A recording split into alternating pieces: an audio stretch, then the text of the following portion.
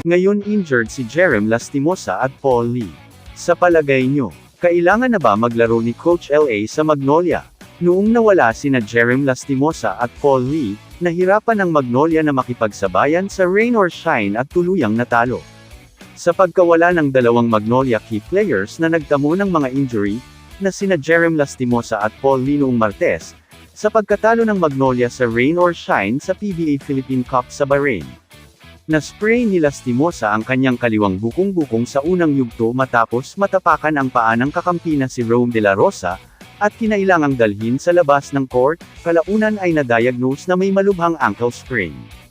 Nasaktan naman ni Paul Lee ang kanyang kaliwang hamstring sa pagtatapos ng second period, na nagresulta sa isang hamstring strain. Parehong hindi nakuha ng dalawang manlalaro ang natitirang bahagi ng laro, kung saan umiskor sila ng 8 puntos at 3 si Lastimosa bago umalis. Ang kanilang susunod na laban ay kontra sa TNT Tropang 5G, na kung saan kailangan nilang maipanalo ang kanilang huling laro sa elimination. Makakapagpahinga pa ang mga na-injured na players, na sina Paul Lee at Jerem Lastimosa.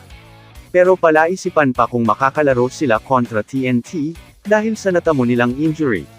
Dahil sa pagkaka-injured ni Jerem at Paul Lee, inaasahan na eco-considered ang option na maglaro si Coach LA sa Magnolia bilang playing coach.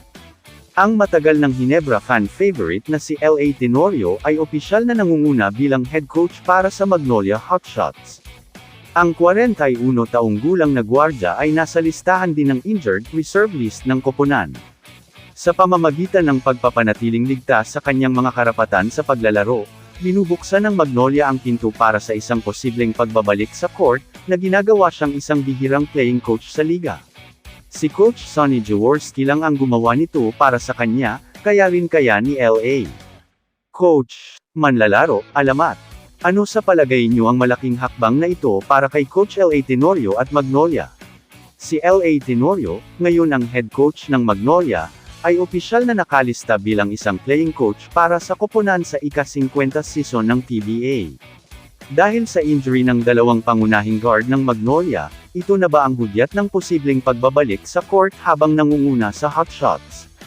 Sumasali si Tenorio sa mga pagsasanay kahit na nasa listahan ng mga injured reserve list.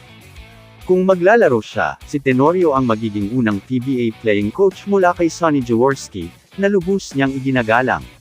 Nilinaw niya na ang kanyang naunang post sa Instagram ay hindi retirement announcement kundi isang column sa Ginebra, dahil ang kanyang playing rights ay pagmamay-ari na ngayon ng Magnolia. Kung mapapahinga ang matagal sina Paul at Jerem, mapipilitin kaya si Coach LA Tenorio na isuot ang Magnolia jersey? Kamusta mga idol? Sports Zone PH para sa sports news and update. Kung bago ka pa lamang dito sa channel ko, pindutin mo na ang subscribe button at notification bell para lagi kang update sa mga sports news.